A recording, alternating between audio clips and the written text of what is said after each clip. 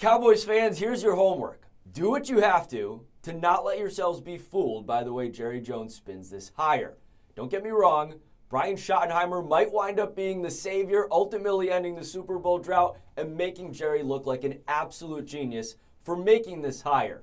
But in this moment, as this hire is just being made, don't let Jerry off the hook for questions he needs to answer about how this played out, why this took so long, and why he landed ultimately on a guy who has never been a head coach at any level of football.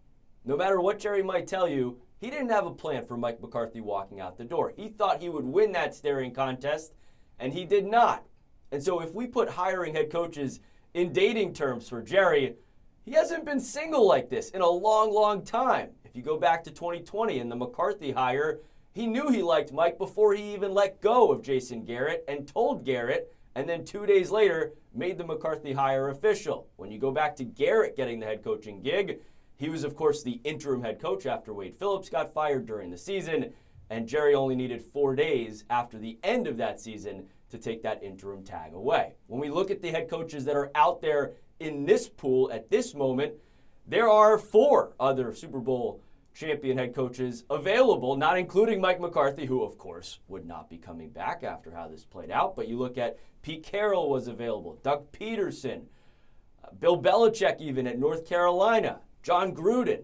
Did Jerry even try and knock on those doors? Or was there fear, maybe, of giving up too much power, maybe even of being rejected?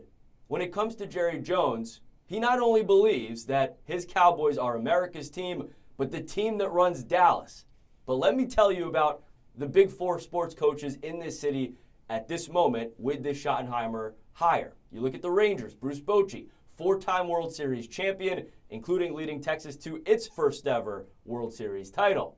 With the Mavericks, Jason Kidd, Hall of Famer. In 2011, the point guard on that only ever Mavericks championship team, and last year led the Mavericks, of course, back to the NBA Finals. For the Stars, Pete DeBoer, top 20 all-time in NHL wins.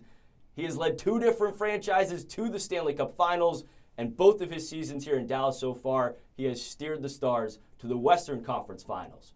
And then there's Schottenheimer, who, as I mentioned, has not only never been a head coach before at any level of football, but has not had a known head coaching interview in the NFL since 2009 with the Baltimore Ravens. So, again, this guy might turn out to be the savior, but in this moment, again, no offense to Brian Schottenheimer, this hire deserves, as Jerry might say, a big ol' shoddy who.